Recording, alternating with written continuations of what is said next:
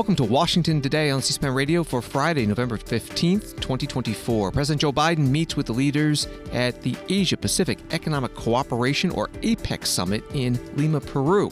It includes a trilateral meeting with the President of South Korea and Prime Minister of Japan, and a one-on-one meeting with Chinese President Xi Jinping. We'll talk to Reuters White House correspondent Trevor Hunnicutt about the goals of this trip, first at APEC and then going on to Brazil for the G20 summit. It comes just weeks before President-elect Donald Trump takes office. House Speaker Mike Johnson says he will encourage the House Ethics Committee not to release its report on the investigation into former Congressman Matt Gaetz, chosen by President-elect Trump for Attorney General. Several senators have said they want to see the report before any confirmation vote. Donald Trump announces he will nominate North Dakota Governor Doug Burgum to be Interior Secretary and also to serve as a broad energy coordinator across the federal government as chair of a new National Energy Council. U.S. House passes a bill designed to get the yearly free application for federal student aid, or FAFSA, into applicants' hands faster and prevent a repeat of last year's delayed and problematic rollout. And Attorney General Merrick Garland speaks from the heart to the families and friends of victims of the fentanyl epidemic. Reuters reports from Lima, Peru. U.S. President Joe Biden met with Japan and South Korea's leaders on Friday as they sought to cement their diplomatic progress ahead of a new Trump administration that many fear could upend alliances worldwide. The meeting between Washington and two of its closest Asian allies came as U.S. relations with Beijing are expected to grow more confrontational after Donald Trump's January 20th inauguration, given his promises of sharp tariff hikes that could hobble China's economy. That was from Reuters. President Biden made a statement at the start of the meeting. Well, Mr. President, Mr. Prime Minister, welcome. It's good to be with all of you again. It's a great group. 15 months ago, we held the first ever leader-level summit of our three countries at Camp David back in the United States. And it inaugurated a whole new era of cooperation among our three countries. And it was part of a much larger effort these past 4 years to bring together America's Pacific allies. And I'm proud of how far we've come since that historic meeting, promoting development in Southeast Asia and in the Pacific Islands, linking arms to secure the technologies of the future, and countering North Korea's dangerous and destabilizing cooperation with Russia. Whatever the issue, we're taking it on together. And I think it makes a big difference for peace and security. We've now reached a moment of significant political change, and I congratulate the Prime Minister on his taking office, and this is likely to be my last trilateral meeting with this important group, but I'm proud to have helped be one of the parts of building this partnership, and I think it's built to last. That's my hope and expectation. I truly believe cooperation of our countries will be the foundation to peace and stability in the Indo-Pacific for many years to come if we stay together, and I believe that.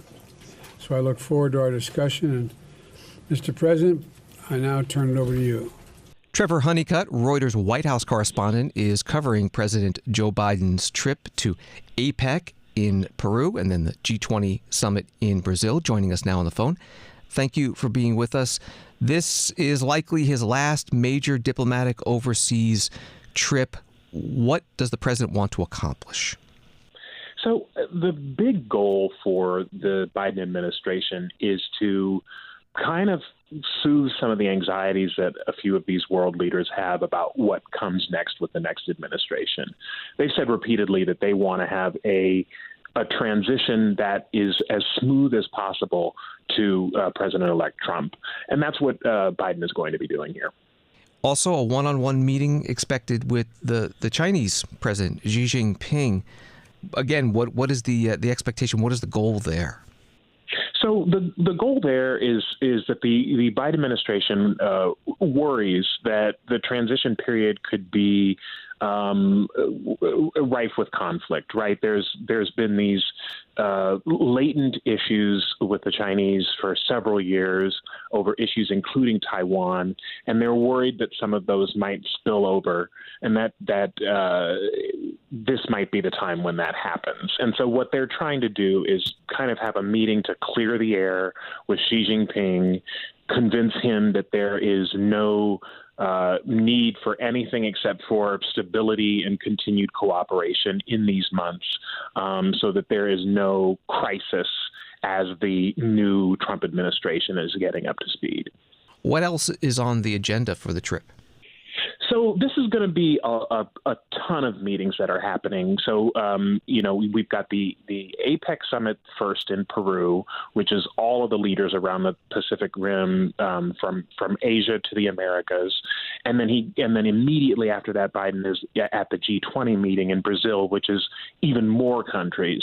And so this is basically his last opportunity to get face time with a lot of these leaders and to show them that the United States is still going to be active and engaged in all of the areas of the world, not just the conflict zones like Ukraine and the Middle East, but all over the world, including in Latin America. And that's going to be a tough challenge because you've got Xi Jinping, who is there and is bringing tons of money. He's inaugurating a new port in Peru. And so there really is a question about the long-term staying power of the United States going forward. And he's going to be trying to make that case to the leaders. He's also doing a side trip to the Amazon, where we're expecting that he's going to make an announcement about conservation efforts.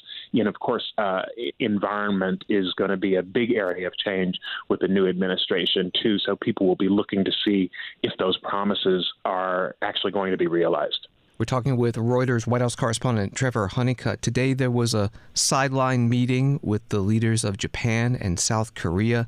So they're talking about Asia-Pacific issues, but you also get North Korea. You also kind of get Ukraine thrown into there. It's all rolled into one. It is now, and that's the big concern, is you've now got more than 10,000 North Korean troops that are operating in the European theater, that are now in Russia in combat roles. And that is a huge concern to all three of those countries because they see a deepening alliance between North Korea and Russia that they worry could drag all of them into a broader conflict in Europe or Asia. And so that's the big agenda item for those three countries, for Japan, South Korea, and the United States.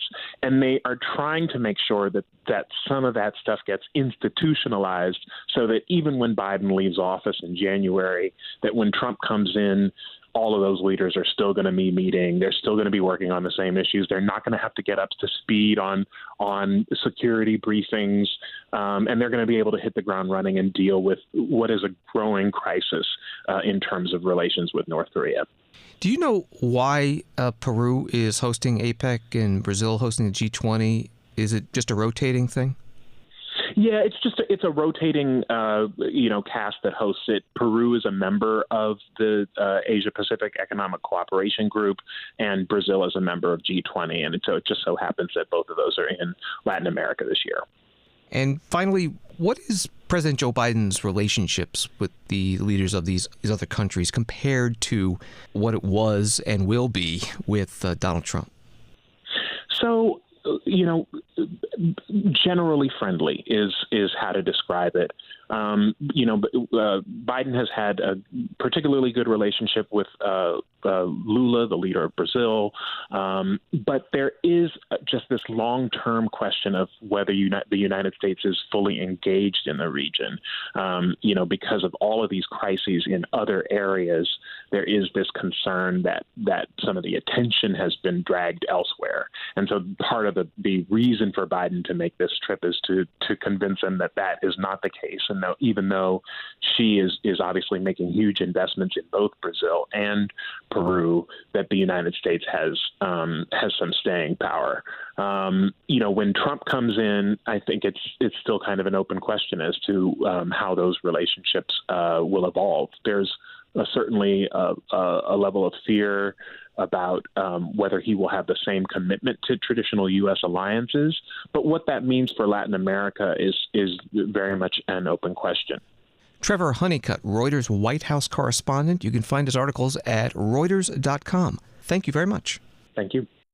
Canadian press article about APEC. The annual gathering brings together 21 economies that jointly account for almost two-thirds of the global GDP and half the world's trade, according to organizers. And at a roundtable meeting with the leaders, the president of Peru, Dina Boluarte, as host, gave an opening statement. You will hear the English interpretation. In this third occasion, as APEC host, Peru reaffirms and strengthens its commitment to the empowerment of citizens of APEC economies. Our goal is to level the field, providing everyone with the necessary tools for their inclusion in social spaces, financial and commercial spaces.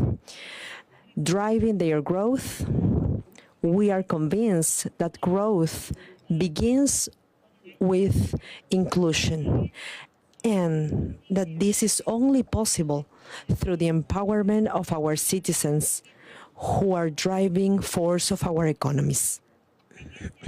In this regard, the three priorities established for this 2024 are essential to meet APEC's objectives: inclusive and interconnected trade, the transition to a formal and global economy, and sustainable growth for resilient development.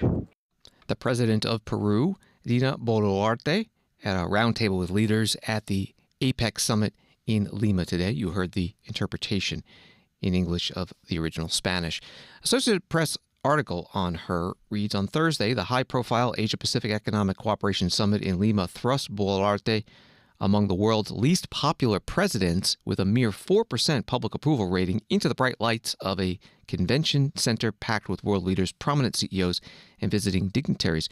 She became president because she was the vice president of Pedro Castillo, a former rural school teacher with no previous political experience, who was ousted when he tried to dissolve Congress and disband the courts. That from Associated Press. This is Washington Today. And back in Washington, a story from Politico. Speaker Mike Johnson said he does not think the House ethics report into Matt Gaetz should be released, as the former representative faces a Senate confirmation for Attorney General. Johnson said, "I'm going to strongly request that the Ethics Committee not issue the report because it is not the way we do things in the House, and I think that would be a terrible precedent to set." Johnson said he plans to talk to Ethics Chair Michael Gaetz, Republican of Mississippi, but does not know when yet, adding that he got back from Mar-a-Lago at about 3 a.m.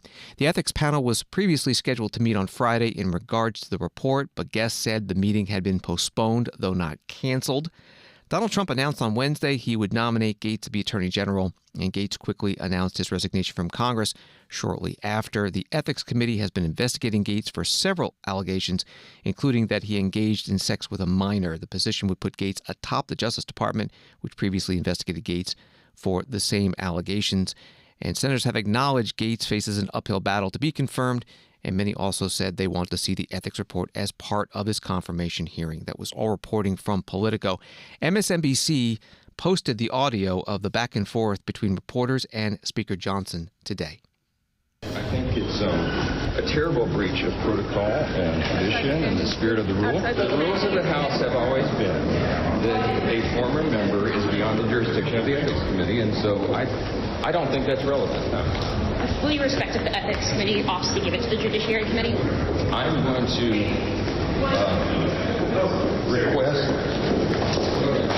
strongly request the Ethics Committee not issue the report, because that is not the way we do things in the House, and I think that would be a terrible precedent. Are you going to try to stop it from coming out?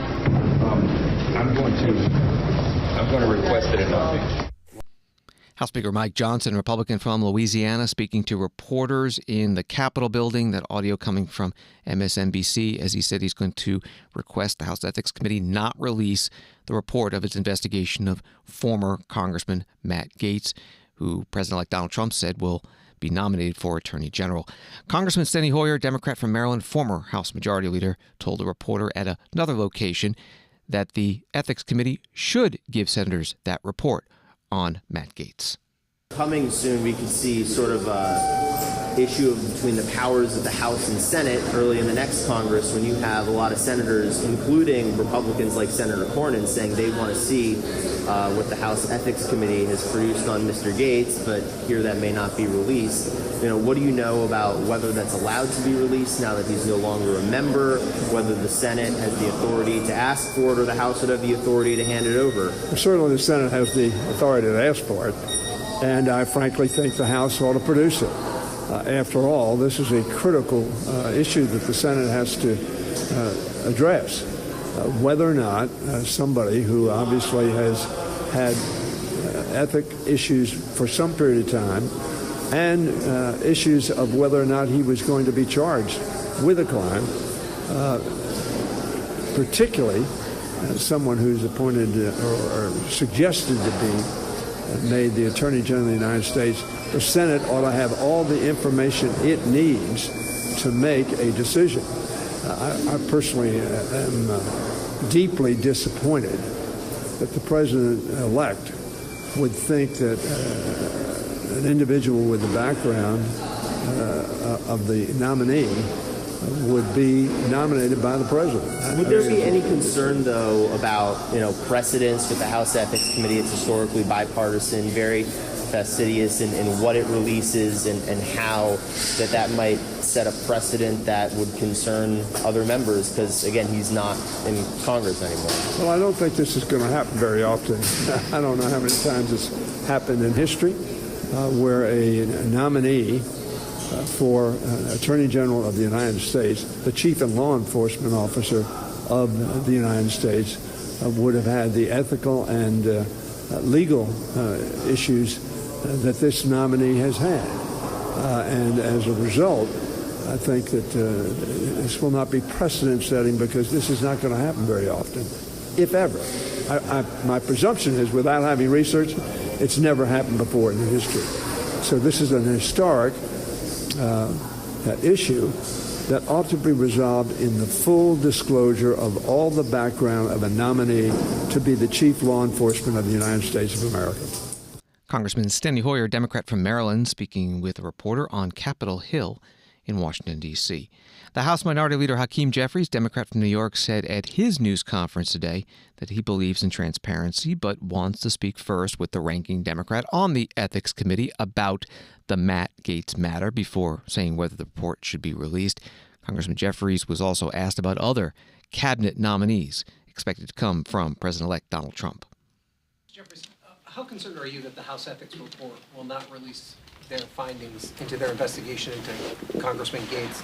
And do you think that's information that the Senate's entitled to before his confirmation? I think it was Justice Brandeis who once said that sunlight is the best disinfectant in a democracy. Transparency is always the best course of action, particularly when it relates to high-ranking government officials. But I'm not going to get out ahead of the top Democrat on the House Ethics Committee, Susan Wild, until she and I have had an opportunity to talk. Mr. Jeffries, you serve with Matt Gaetz. What do you make of him being a nominee for top law enforcement officer in America? Here's what I have to say about all of the nominations that we've seen to date and those that will continue, as well as the daily outrage that will be understandably engendered, not simply over the next few days, next few weeks, but over the next few months and next few years. Former administration and the former president promised on the campaign trail that America would have the best economy, the best border security, and the best administration possible. And the question that we have to all ask when we're confronted with nominations like Robert F. Kennedy Jr., are these the best individuals available to the incoming Trump administration? Is Robert F. Kennedy Jr., by way of example, the best that America has to offer? Will he and others give us the best opportunity to make a difference in the lives of the American people? Or are there other people who are better qualified to do the jobs that need to be done on behalf of the American people? The American people spoke loudly and clearly in this most recent election. They want us to focus on the issues that matter and to come together to solve problems for hardworking American taxpayers, beginning with lowering costs for everyday Americans struggling to live paycheck to paycheck. Are some of these nominations a real path forward to solving problems for everyday Americans?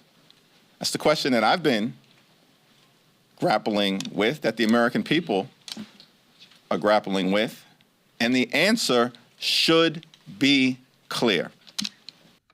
Congressman Hakeem Jeffries, Democrat from New York, the minority leader, at his news conference today on Capitol Hill. He also announced this morning that he will run for another term as leader. The election among House Democrats will be next Tuesday. President-elect Donald Trump is continuing to roll out his cabinet nominations, which at this point is intent to nominate since he has not taken the oath of office. They include, from last night, Todd Blanche, one of his personal attorneys in his criminal cases, for Deputy Attorney General, John Sauer for Solicitor General. He has argued cases involving Donald Trump before the U.S. Supreme Court. Stephen Chung, a Trump campaign spokesperson for White House Communications Director, and Sergio Gore for the Personnel Office, also from the Trump campaign. Doug Collins, former congressman, Democrat from Georgia, for Veterans Affairs Secretary. He is a veteran who fought in Iraq. And today, the announcement of Governor Doug Burgum, Republican of North Dakota, for Interior Secretary.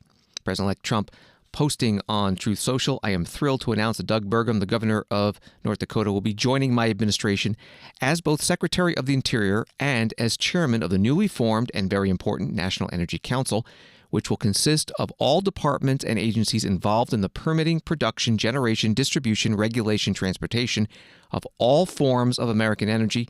The council will oversee the path to U.S. energy dominance by cutting red tape, enhancing private sector investments across all sectors of the economy, and by focusing on innovation over long-standing but totally unnecessary regulation. With U.S. energy dominance, we will drive down inflation, win the AI arms race with China and others, and expand American diplomatic power to end wars all across the world." That was the full post from President-elect Donald Trump. On Thursday night, at a gala at his home and private club Mar-a-Lago in Palm Beach, Florida, he previewed the Burgum nomination. To slash energy costs, we're going to get your energy bills in half, and that's going to bring down the cost, generally speaking. And we're going to have a whole new, we have a big announcement, and I won't tell you the name of his, the exact name. I think he's an incredible person. He's got an unbelievably wonderful wife named Catherine. So I won't tell you his name.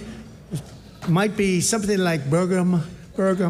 He's from North Dakota. He's going to be announced tomorrow for a very big position. So everybody's waiting. There he is. Hi, Doug. He's going to be announced tomorrow, and we have somebody else that's probably coming up with him to be announced, who's a big one. And we're going to do things with energy and with land, interior, that is going to be incredible. And so I look forward to doing the formal announcement, although this is a pretty big announcement right now. Actually, he's going to head the Department of Interior, and he's going to be fantastic. Good, Doug. Congratulations, Catherine. But we'll make the formal announcement tomorrow, all right?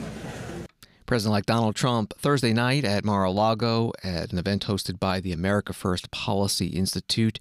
And the announcement did come today. Doug Burgum will be Secretary of Interior if he's confirmed, and he's also going to head a new National Energy Council. Doug Burgum is also a former Republican presidential candidate. An article in The Hill about the Interior Department says the Interior Secretary oversees roughly 70,000 federal employees who manage the country's natural resources and federal lands, including national parks and monuments. In addition, the department has control over energy development, both on public land and offshore. And the article also says Burgum has taken climate change more seriously than many other major Republicans, including the president-elect, who has falsely claimed it is a hoax. However, he has also been historically friendly with the oil industry, a major moneymaker in his state. President-elect Donald Trump also at that gala welcomed Elon Musk, owner of Tesla and SpaceX, and Vivek Ramaswamy, entrepreneur and former Republican presidential candidate, who have been named by him to lead a Department of Government Efficiency to, in his words, provide advice and guidance from outside the government. They have said they want to look for ways to cut trillions of dollars in federal spending. Vivek Ramaswamy spoke at the Mar-a-Lago event. The cabinet picks this week. You know what? Donald Trump wasn't afraid in putting Tom Homan and Kristi Noem in charge of the mass deportations of millions of illegals for this country. But I also want to thank him for making sure that Elon Musk and I are in a position to start the mass deportations of millions of unelected federal bureaucrats out of the D.C. bureaucracy. That, too, is how we're going to save this country. And I don't know if you've gotten to know Elon yet, but he doesn't bring a chisel, he brings a chainsaw, and we're going to be taking it to that bureaucracy. It's going to be a lot of fun. But I do want to say this, is that we've been taught to believe over the last 4 years that we have become a nation in decline, that we're at the end of the ancient Roman Empire. All we have is to fight over the scraps of some shrinking pie. I don't think we have to stay that nation in decline. I think with what happened last week, we're back to being a nation in our ascent, a nation whose best days are actually still ahead of us. Vivek Ramaswamy Thursday night at Mar-a-Lago, Palm Beach, Florida, at the event with President-elect Donald Trump. The X account of the new Department of Government Efficiency, or DOGE, as they call it, at DOGE, posting Thursday, "We are very grateful to the thousands of Americans who have expressed interest in helping us at DOGE. We don't need more part-time idea generators. We need super high IQ small government revolutionaries willing to work 80-plus hours per week on unglamorous cost-cutting. If that's you, DM this account with your CV. Elon and Vivek will review the top 1% of applicants." As President-elect Trump has been announcing the people he plans to nominate for cabinet positions in his administration, Congressman Wiley Nickel, Democrat from North Carolina, is proposing the Democrats create a shadow cabinet, similar to what's done in Great Britain and Canada in their parliamentary systems. Congressman Nickel explained on the House floor on Thursday. Across the Atlantic, the British have something we don't: a team from the opposition that mirrors the government's own cabinet members. They watch the cabinet closely, publicly challenging, scrutinizing, and offering new ideas. It's another form of checks and balances, a quiet guardrail that holds those in power accountable. With a shadow cabinet, there's no hiding. Each decision by the government faces a ready counterpoint, not just from the media and voters, but also from political leaders poised to step in. Shadow cabinet members can also become the clear point people for advocacy and grassroots organizers, making it easier to unify and amplify the solutions that those in power are ignoring. It's democracy's insurance policy, and it strengthens the government too. There's no room for lazy ideas when rivals stand ready to step in. And it strengthens the government too. So what would a shadow cabinet look like here in the United States? We certainly would make it our own American version. We have an amazing wealth of talent on the Democratic side of the aisle in Congress, people loyal to the Constitution and ready to be the watchdogs for an out-of-control Trump administration. Democratic leaders Hakeem Jeffrey in the House and Chuck Schumer in the Senate could appoint 26 members of Congress to go one-on-one with each member of Donald Trump's cabinet. If Trump attempts to weaponize the justice system against his political opponents with Matt Gaetz at the helm, we could see incoming Senator Adam Schiff as our shadow attorney general, arguing against replacing our independent prosecutors with Trump loyalists. If Trump seeks to eliminate the Department of Education, Congresswoman Johanna Hayes, a former Teacher of the Year, could step up as shadow education secretary to loudly defend public education in the United States. Congressman Wiley Nickel, Democrat from North Carolina, part of his speech on the House floor on Thursday. He is leaving Congress after one term. He decided not to seek re-election this year after his North Carolina 13th congressional district was redrawn to favor the Republican Party, and in fact, a Republican won the seat Brad Knott will be sworn in January 3rd for the 119th Congress. Washington Today continues in a moment. The weekly podcast is a unique offering from C-SPAN.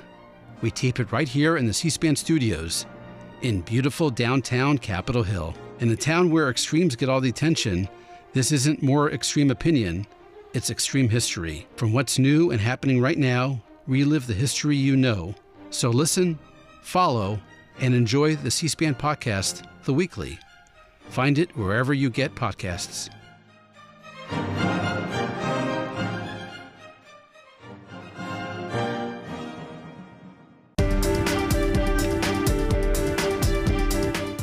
Welcome back to Washington Today, available as a podcast on the free C-SPAN Now mobile app and wherever you listen to podcasts. Article from Nexstar: the House overwhelmingly passed legislation that would require the FAFSA application to be released and fully operational by October 1st. The FAFSA Deadline Act aims to give students and schools more time and clarity to complete the form required for federal student aid when applying to colleges and universities. The current law requires FAFSA to be made available by January 1st, though it is usually available in October. The legislation was introduced following a botched rollout of the Department of Education's new FAFSA form last enrollment cycle. The form was significantly delayed, causing massive burdens on schools and hindering students' ability to apply for financial aid. Reporting from Nexstar. Here's some of the debate on the House floor before the vote. Erin Houchin, Republican of Indiana, sponsored the bill. As a mother of 2 college students, I am all too familiar with the concerns voiced by the nearly 18 million students and their families who attempted to fill out the free application for federal student aid this year and who are dreading a failed rollout again this year. I'm here today to speak on their behalf. I'm especially frustrated considering the Department of Education has had 3 years to simplify the FAFSA as Congress has dictated. This clear misplacement of priorities led the 2024 FAFSA to be delayed by 3 months with continuous technical issues. A scathing report from the Government Accountability Office found not only did the Biden-Harris Department of Education repeatedly fail to release FAFSA, when they finally released it, it didn't work. And then they left millions of calls from American families unanswered. 3/4 of calls to the Department of Education about the broken FAFSA were not answered. And when they did answer the phone, they told parents, just keep trying. It's as if we need to take the Department of Education, unplug it, plug it back in, and hope that it might work. But it's not going to. They're still unprepared. The Department of Education has already failed students again this year with the expectation that the form will now again be 2 months late. My bill, the FAFSA Deadline Act, sets a firm October 1st deadline to publish FAFSA consistent with what has been expected for years. Thankfully, this wasn't an issue under President Trump. We can look forward to prioritizing FAFSA once again in this next administration. It's imperative that we do not allow this to become precedent and that we work together to make sure that American families are taken care of when applying for the FAFSA. We want this program to work.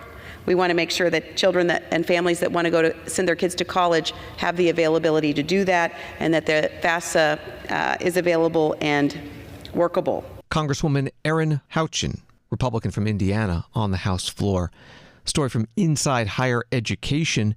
Currently, October 1st is only the recommended launch date, giving the Education Department flexibility to release the FAFSA anytime before the end of a calendar year if circumstances require, as it did last year when the department's congressionally mandated overhaul of the form led to months of delays and a raft of errors and technical problems that upended the financial aid cycle for students and colleges. Congressman Bobby Scott, Democrat from Virginia, ranking member on the Education and the Workforce Committee, spoke in favor of today's bill during floor debate. We know that higher education is a pathway to opportunity, but rising costs of college has made it out of reach for a lot of students. Federal aid, including Pell Grants and student loans, is essential to making college affordable. That's why in 2020, I worked with Senator Lamar Alexander to pass the FAFSA Simplification Act to make federal student aid easier to access. Regrettably, last year, technical problems with the newly reassigned A redesigned FAFSA form delayed the students' access to this vital aid, and as a result, too many students could not submit their applications on time, and many struggled to get the support they needed to resolve those issues. When the committee first considered this bill in July, I voted in opposition because I had serious concerns that the implementation deadline may have forced the Department of Education to roll out an incomplete form on October 1st of this year. However, because we're now considering the bill after October 1st, the deadline will apply next year, 2025, and that gives the department ample time to make improvements and fix any lingering issues. We now have helpful information from the Nonpartisan Government Accountability Office that provided specific recommendations on how the department can continue to improve the rollout and implementation of FAFSA. H.R. 8932 sets a clear, firm deadline for rolling out FAFSA while still giving the Department of Education time to ensure the application functions properly for all students. Congressman Bobby Scott, Democrat from Virginia. The House passed this bill by a vote of 381 to 1. The one no vote was Democrat Zoe Lofgren of California. The bill now heads to the Senate. A USA Today article from Thursday reads, the next version of the free application for federal student aid is working well and could be made widely available online to students in the coming days, officials from the U.S. Department of Education said Thursday. Today is the third anniversary of the bipartisan infrastructure law. A White House fact sheet reads, to date, the administration has announced over $568 billion in bipartisan infrastructure law funding, including over 66,000 projects and awards in all 50 states, D.C., the territories, and tribal nations. And President Joe Biden posting on X, I know a thing or two about the importance of a smooth commute when it comes to showing up for your loved ones. So does Camille. Now, $45 billion from my infrastructure law will go toward improving commutes all over America. He attached this video. Camille, can you hear me? Hi, hello, good morning. Look, I understand you and I have something in common. I commuted every single day on a railroad to go home to see my kids and be with my family. I understand you got 6 kids and you're commuting too, huh? I do got 6 beautiful children, and we do ride the Valley Metro basically every day to school, to work. How much time does this save you? In the morning, it takes me about 45 minutes to an hour. Well, I'll be darned. It makes a big difference, I tell you. How does that affect your family? Saving the extra time, it's an enormous, especially for a mom of 6. The new light rail extension improved your commute, but it's going to do that all across America. We got $45 billion to do this across the country. Morning. Hey, how are you guys doing? Good. Good to see you all. But look, when you're president, you got to remember me, okay? Okay. All right, promise? I promise. All right. Well, it was nice to see you guys. It was nice to see you. Thank you for talking with us. Stay healthy and keep the faith, okay? President Biden posting that video of a Zoom call he did with that commuter and her family. Washington Post article reads, the Biden administration on Thursday announced $321 million in grants to improve Amtrak service and stations between Baltimore and D.C. From station redesign to overhead wiring replacement, it's some of the last money going to passenger rail from a president named Amtrak Joe. Before he is succeeded, the funding was announced as part of more than $3 billion timed to coincide with the third anniversary of Biden's infrastructure law, reporting from the Washington Post. And from the New York Times, the Biden administration said on Friday that it had completed an agreement to award Taiwan Semiconductor Manufacturing Company up to $6.6 billion in grants as federal officials race to put in place their plans to boost U.S. chip manufacturing before the end of President Biden's term. The administration struck a preliminary agreement in the spring to provide TSMC with the funding, which will support 3 new factories in Phoenix. On Wall Street today, the Dow Jones Industrial Average down 305, NASDAQ down 427, S&P down 78. Attorney General Merrick Garland spoke today at the DEA's National Family Summit on fentanyl, held at the Justice Department in Washington. He got emotional as he addressed the families and friends of victims of the fentanyl epidemic that continues to ravage communities across the country. There are many staggering statistics on the fentanyl crisis, but none of them adequately grasp the gravity of the loss. They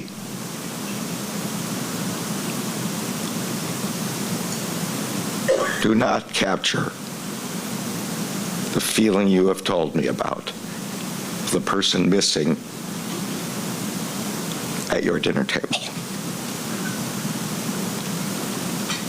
They do not capture the days and nights spent in mourning.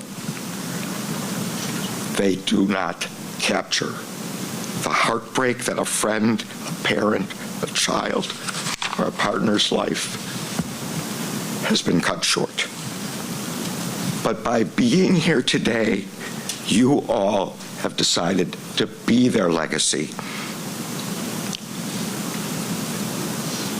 You have chosen a legacy of compassion, of love, but of determination and resolve.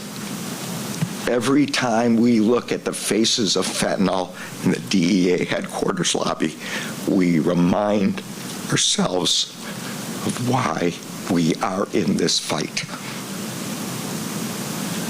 And we promise that we will carry your loved ones in our heart in our continued work to end the poisoning and overdose epidemic.